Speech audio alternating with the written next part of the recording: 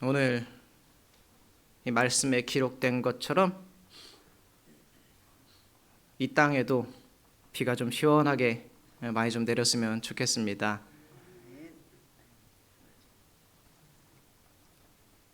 제가 좋아하는 야구 팀이 있어요.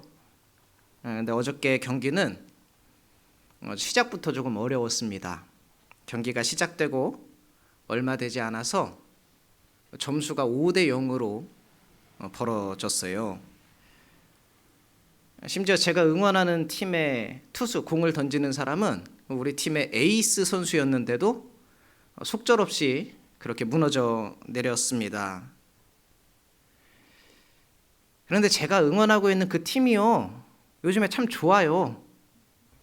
지고 있다가 나중에 가서 뒤집는 역전하는 경기가 요즘에 참 많았습니다.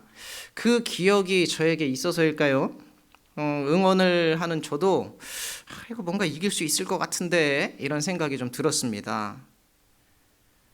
결과는 물론 단숨에 경기를 뒤집고 승리로 마무리가 되었습니다. 무엇을 경험하고 그리고 무엇을 기억하는가, 이것은 굉장히 중요해요. 여러분들 동물원들 다 가보셨죠? 여러 동물들이 모여있는 동물원이 있습니다. 개인적으로는 여러 가지 윤리적인 측면에서 저의 철학과는 조금 상이해서 그 동물원 자체를 별로 좋아하지는 않습니다만은, 그래도 아이가 태어나니까 그런 곳에 방문을 하지 않을 수가 없어요. 그 중에서도 코끼리, 이 코끼리에 대한 이야기를 좀 먼저 해보려고 합니다. 이 코끼리는 예부터 많은 사람들이 훈련을 시켜서 인간들에게 좀 어떠한 이로움을 얻고자 하는 노력들이 지속적으로 있어 왔습니다. 코끼리가 가지고 있는 명석한 두뇌, 그리고 인간의 힘으로서는 감당할 수 없는 엄청난 힘, 막강한 힘, 이런 것들은 농사 지을 때 혹은 전쟁에 있을 때, 이럴 때 참 매력적으로 쓰일 수 있었겠다, 이런 생각이 들기는 합니다. 요즘 현대에 들어서는 코끼리가 그 독특한 생김새, 그리고 또 순한 동물이라는 어떠한 이미지, 이런 것 때문에 많은 아이들이 되게 좋아하게 된 것 같아요. 그런데 이 코끼리를 길들일 때 그 목적에 따라서 훈련하는 법이 다르다고 합니다. 태국 같은 데 놀러 가셔서 혹시 본 적 있으신 분 계실지도 모르겠어요. 그런데 가면은 묘기를 보여주는 그런 코끼리들이 있는데요. 이 코끼리들을 이제 야생에서 잡아가지고 오면은 처음에는 묶어놔요. 발에 사슬을 채워서 묶어놓는데 아주 튼튼하고 커다란 나무에다가 코끼리를 묶어놓습니다. 그렇게 해놓고 이제 자유롭게 냅두는 거예요. 그런데 발이 쇠사슬에 매여 있으니까 어느 정도 구역을 벗어나면 이제 그것을 처음에는 끊어보려고 툭툭 쳐고 자기도 힘을 많이 써보는데 안 된다는 걸 알아요. 그렇게 막 몇 날 며칠 길지도 않습니다. 그럼 며칠만 그렇게 하다 보면 이 사슬이 조금만 당겨져도 코끼리가 다시 자기 자리로 돌아간다는 거예요. 이게 내가 여기서 더 이상 갈 수 없다는 거를 코끼리가 아는 거지요. 그러면 그 다음에는 그 크고 튼튼한 나무가 아니라 무슨 작은 막대기에다가 또, 그러니까 줄이 팽팽하게 당겨질 수만 있게 묶어 놓으면 그때부터는 코끼리가 그렇게 힘을 쓰지 않고 가만히 묶여 있는다는 것입니다. 반대로 벌목장 같은 데에서 나무 나르는 데 또 쓰기도 해요. 그런 데에서 큰 나무를 옮기는 데 도움을 주는 코끼리들은 또 훈련법이 다릅니다. 그런데 처음은 비슷해요. 그 발에 사슬을 묶어 놓는 것까지 똑같습니다. 다만 튼튼한 나무에다 묶어 놓지 않아요. 적당한 힘을 가하면 뽑을 수 있는 그런 작은 나무에다가 이 코끼리를 메어 놓는다고 합니다. 그렇게 조금씩 말뚝을 깊이 박아 내려가도 이 코끼리는 자기가 자꾸 힘을 써보는 거예요. 이렇게도 당겨보고 저렇게도 당겨보고. 이리저리 방향을 바꿔가면서 힘을 주다 보면 내가 뽑을 수 있구나. 이거를 코끼리가 알게 되는 거예요. 그래서 무엇을 기억하는가? 내 머릿속에 남아있는 기억이 무엇인가? 다시 한번 말씀드리지만 이것은 코끼리에게도 중요하지만 우리의 삶에도 굉장히 중요한 메시지를 전달하고 있는 것입니다. 실패한 경험을 기억할 것인가? 아니면 성공한 경험을 기억할 것인가? 혹은 좌절과 낙심을 기억할 것인가? 아니면 하나님의 은혜를 기억할 것인가? 여러분, 우리가 마음속에 좌절, 낙심 이런 것들만 품고 있다면요, 우리가 결국에 가서 얻게 되는 것은 체념밖에 없습니다. 아이고, 나는 원래 운이 좀 없었지. 내 인생이 그렇지 뭘. 일이 늘 이렇게밖에 안 흘러가네. 이렇게 체념하게 되는 거예요. 그러나 매 순간 나를 인도하신 그 하나님의 은혜를 우리가 기억한다면, 그리고 또 나와 함께 언제까지나 함께 하실 하나님의 약속을 기억한다면 우리들은 어떤 상황에서도 좌절하지 않고 낙심하지 않고 이겨낼 수 있게 되는 것입니다. 오늘 본문의 엘리야는요, 홀로 외로운 싸움을 싸우고 있습니다. 그러면서도 하나님의 약속을 바라보기 때문에 이 싸움을 포기하지 않을 수가 있었던 거예요. 지금 우리도 비가 많이 필요하지만은 이때 이스라엘도 극심한 가뭄을 겪고 있었습니다. 그 가운데 누가 참신, 하나님이 참신인지 아니면 바알과 아세라가 참신인지 그 대결이 벌어진 거예요. 바알의 선지자 450명, 그리고 아세라의 선지자 400명이 갈멜산에 모였습니다. 그리고 하나님의 선지자는 달랑 한 명 엘리야 혼자 간 거예요. 850대 1. 이 정도의 일방적인 싸움이라면 보통은 쉽지 않죠, 그 싸움이. 아이고, 이거 좀 안 되겠는데? 이런 생각이 들게 마련입니다. 제가 지지난주 설교에서 침상째로 친구를 이고 날랐던 친구들의 이야기를 여러분과 함께 나눴었는데요. 그때도 상황이 그러잖아요. 수많은 경쟁자가 있어요. 그리고 우리는 좀 늦게 도착했어요. 포기할 법했지만 이들은 포기하지 않았어요. 다른 길을 발견해냈고 결국에 이들의 간절한 바람은 이루어졌습니다. 우리의 인생을 인도하시는 분은 하나님이시잖아요. 똑같습니다. 그 친구들에게도 지금 엘리야에게도 똑같아요. 850명이든 1000명이든 10,000명이든 그 숫자가 중요한 것이 아니라 뭐가 중요합니까? 하나님의 약속, 그리고 그것에 대한 믿음. 하나님은 이미 엘리야에게 약속을 하셨습니다. 18장 1절에 우리가 읽진 않았지만 거기에 보면은 내가 비를 지면에 내리겠다고 하나님은 이미 약속을 해 주셨어요. 물론 언제인지는 말을 안 해주셨어요. 그런데 하여튼 비는 내려주겠다, 이 약속을 엘리야는 받았거든요. 언제인지 모르지만 어쨌든 약속을 받았다. 그것이 지금 엘리야의 마음속에 있는 굳건한 믿음이에요. 하나님이 보내주시기로 했으니까. 먼저 바알과 아세라의 선지자들이 자신들의 의식을 나름대로 막 치룹니다.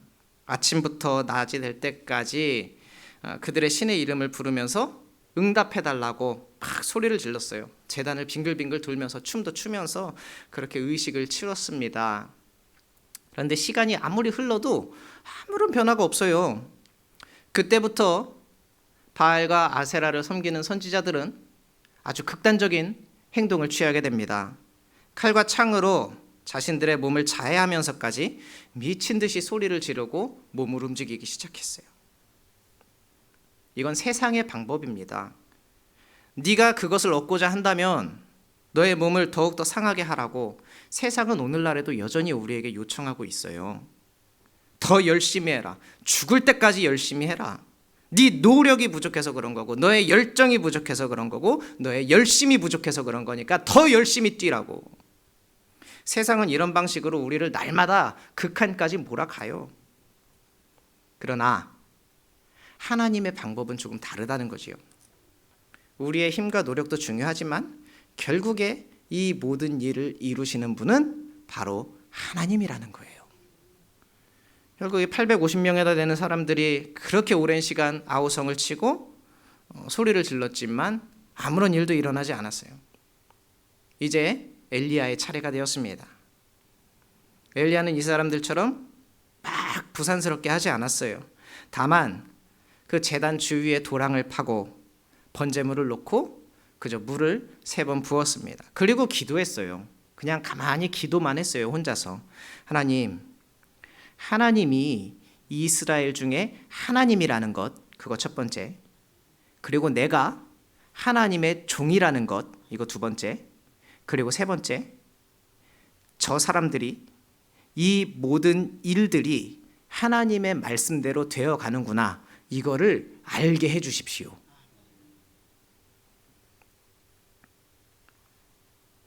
이 품위 있고 담담한 기도 후에 하나님은 응답을 해 주셨습니다. 여호와의 불이 내려와서요, 번제물과 나무를 다 태워버리고 도랑을 둘러치고 있던 물도 다 말려버렸어요. 이걸 보고 백성들은 진짜 하나님이로구나 믿게 되었습니다. 몇백 명이 모여들었지만 이렇게 싸움은 싱겁게 끝이 났어요. 그리고 이제 싸움은 끝이 났고 이제 비가 내리는 일만 남은 거예요. 엘리야는 이제 갈멜산 꼭대기로 올라가서 땅에 무릎을 꿇고 엎드려서 또 다시 기도했습니다. 자기 자신의 무릎 사이에 얼굴을 집어넣었다고 성경은 이야기하고 있어요. 몸을 완전히 구부렸다는 거지요. 그러면서 옆에 있는 사람한테 이야기해요. 올라가서 바다 쪽을 한번 바라보라고. 그런데 아무 일이 없어요. 이제 비만 오면 되는데 아무런 일이 일어나지 않아요. 하나님의 응답이 있을 때까지 여전히 엘리야는 무릎을 얼굴 사이에 집어넣고 올라가서 바다 쪽을 다시 한번 보고 오라고 이야기합니다. 아무것도 없습니다. 그거를 무려 7번을 시켰어요. 몇 번 해보고 안 되면 사실 불안해질 수 있죠. 조급해지거나 낙심이 될 수도 있어요. 그런데 지금 엘리야는 7번이 아니라 10번, 20번도 계속 시킬 태세였어요. 기다림과 믿음의 시간이 길어지면은 우리들은 견디지 못하고 주저앉을 수 있습니다. 왜요? 우리는 분명 기도의 응답을 받은 적도 있어요. 돌아보니 이 모든 것이 다 하나님의 은혜였다고 고백을 한 적도 있어요. 그런데 그 기억은 온데간데 없고 좌절과 낙심의 기억만 머릿속에 남아있으면 우리들은 그때에 금방 비로소 지쳐버리고 마는 거예요. 그런데 아브라함은요, 성경에 나오는 아브라함은요, 큰 민족을 이루겠다는 약속을 받고 25년이 지나서야 겨우겨우 이삭을 품에 안을 수가 있었어요. 다윗이 찌깐할 때 기름 부음을 받고 왕이 될 것이라는 이야기를 들었어요. 그리고 22년이 지난 다음에 비로소 왕이 됐습니다. 시므온은요, 그리스도를 보기 전에 죽지 않으리라는 약속을 받긴 받았는데요, 진짜로 죽을 때 다 돼서 봤어요. 그러고 보면 우리가 어떤 약속을 받고 나서 그 약속의 말씀을 그래서 내가 믿기도 했어요. 그러고 난 뒤에 이것이 바로 일어날 것이다, 이런 기대는 우리들이 사실은 조금을 내려놓는 것이 더 건강한 신앙인이겠다, 이런 생각이 들었습니다. 일단 그 약속이라는 것이 사실 그렇잖아요. 약속의 말씀을 내가 받았다고 해서 그것이 내 인생을 아무런 고생 없이 그리고 아무런 문제 없이 그렇게 인도한다는 부적이 아니거든요. 그리고 또 반대로 중요한 건 뭐냐면 그 길을 가면서 내가 때때로는 낙심하고 포기할 때 있어요. 그렇다고 해서 하나님이 약속한 것이 이루어지지 않느냐? 그것도 아니라는 거예요. 여러분, 오늘 엘리야를 보세요. 하나님의 약속 받았지요. 싸움도 시원하게 이겼지요. 그리고 약속 받았으니까 기도하면서 좀 비 소식이 있나 바다 쪽을 좀 바라보기라고 했는데 들려오는 대답이 아무것도 없다는 거예요. 혼란스러운 결과가 지금 엘리야 앞에 있습니다. 하나님께서 자기 자신에게 주신 메시지대로 지금 사람들 다 붙잡아놓고 이제 큰 비가 올 거라고 이미 얘기 다 해놓고 올라왔는데, 큰 소리 빵빵 치면서 올라왔는데, 그래서 그것 해달라고 엘리야는 머리를 무릎 사이에 넣고 간절히 기도했어요. 그런데 아무것도 안 보여요. 난감해요. 그런데 결국 엘리야는 끝내 자기의 고개를 들어서 이렇게 쳐다보지 않았어요. 기도의 자세를 풀지 않았다는 거예요. 어차피 이거는 지금 내가 하는 일이 아니잖아요. 누가 하는 일입니까? 하나님이 하는 일이잖아요. 믿음으로 시작한 일이었잖아요. 자기 힘으로 이게 만약에 해야 되는 일 같았으면은 애초에 불가능한 싸움 자체를 시작도 안 했을 겁니다. 그러나 지금 엘리야는 하나님의 약속을 받고 그리고 엎드렸기 때문에 그에게 들리는 계속되는 아무것도 없습니다, 이런 소식이 들려도 여기까지인가 보네, 나는 안 되겠다, 이런 생각이 들지 않는 거예요. 여러분, 하나님의 뜻을 따라갈 때에 지금까지 나에게 아무런 일이 일어나지 않는다고 해서 그게 무슨 하나님의 뜻이 아닌가 보다 이러고 낙심하고 포기하라는 게 아니에요. 지금까지 그 일이 혹은 우리의 관계가 아무런 진척이 없다라는 것이 여러분의 능력이 없어서도 아니고 당연히 하나님의 능력이 부족해서도 아니라는 거예요. 다만 지금까지 우리가 기도하면서 소망하고 바라고 그렇게 참고 있었다면 그저 우리가 해야 될 일은 다시 뭡니까? 다시 기도하는 거예요. 기도의 자세를 풀지 않는 것. 지금까지 하나님께 소망을 두고 있었는데 하루 이틀 지나고 한 달, 두 달 지났다고 1년, 2년 지났다고 그 소망을 왜 놓아버린다는 거예요. 7번까지 확인해달라고 엘리야가 이야기를 했어요. 그때 엘리야의 마음도 우리의 마음과 비슷했을 거예요. 초조하고 불안하고 결과가 바로 드러나지 않는 이 긴장감, 압박감, 그런 것들을 그냥 쉽게 떨쳐낼 수는 없어요. 다만 하나님이 약속했으니까 엘리야라고 대단한 사람이어서 대단한 믿음 가지고 하는 게 아니에요. 그 믿음 가지고 견디고 버티고 참은 거라는 거죠. 하나님이 7번째 응답하겠다고 약속을 한 것도 아니었어요. 그때를 몰라요. 하나님이 그래도 언젠가는 하시겠지, 그것뿐이었어요. 갈라디아서 6장에 우리가 선을 행하되 낙심하지 말지니 포기하지 아니하면 때가 이르리라, 이런 말씀이 있어요. 포기하지 않고 엘리야는 계속 기도했지요. 그리고 7번째 되었을 때 종이 달려와서 이야기합니다. 사람 손바닥만한 구름이 저기 멀리에서 보입니다. 되게 조그만 구름이에요. 손바닥만한 그 구름 하나를 보고서 엘리야는 이제 됐다, 이렇게 이야기했어요. 오랜 기다림 끝에 받은 하나님의 응답이 고작 요만한 구름 하나, 되게 작아요. 그러나 그것으로 충분하다는 거죠. 내가 보기에 저 구름이 지금 되게 작아 보일지 몰라도 하나님이 하실 일이니까 얼마나 커질지 우리가 가늠이 안 되는 거예요. 작은 것 하나, 그것만으로도 우리는 하나님의 일하심을 볼 수 있어야 된다는 거예요. 이렇게 하나님의 응답이 이루어지는 과정에서도, 그러니까 아예 안 이루어지는 게 아니에요. 이루어지고 있는 그 과정 가운데 있어도 얼마나 많은 시험들이 우리를 찾아와서 우리를 무너뜨리는지 몰라요. 그 끝을 알 수 없는 기다림, 일단 거기에서 무너지면 안 되겠지요. 그리고 응답을 받긴 받았는데 그 응답이 너무 초라해. 그래도 그때 또 무너지면 안 된다는 거예요. 내 삶을 힘들게 하는 것만 바라보지 말고 그 위에 피어나는 작은 구름도 우리가 볼 수 있는 그런 영안이 뜨이기를 바랍니다. 이걸 위해서 우리들이 간절히 기도해야 되는 거예요. 엘리야가 얼마나 간절한 마음으로 기도했겠어요. 큰 소리 다 쳐놓고 왔는데. 그 기도에서 승부가 나는 것입니다. 많은 사람들이요, 사실 하나님의 뜻을 기다린다고 하면서 철저하게 기도하지 않습니다. 그냥 기다리기만 해요. 하나님의 뜻이 무엇인지 알고 싶다고 하면서 간절히 구하지를 않아요. 그냥 뿅 하고 알려주시는 줄 알아요.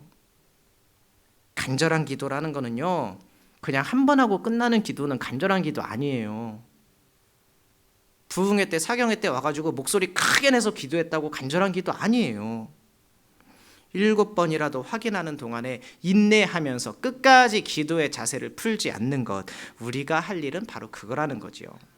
그리고 나서 그렇게 계속 기도하면서 우리의 삶을 천천히 둘러보는 거예요. 정말로 진짜로 아무런 일도 벌어지고 있지 않나? 그걸 한번 살펴보는 거예요. 아마 그렇지 않을 겁니다. 이미 주님께서 나에게 보내신 그 은혜의 구름이 이미 나에게로 다가오고 있는데, 그것이 너무 하찮고 보잘것없어서 우리들이 무시하고 못 본 척하고 있는지도 모른다는 거지요.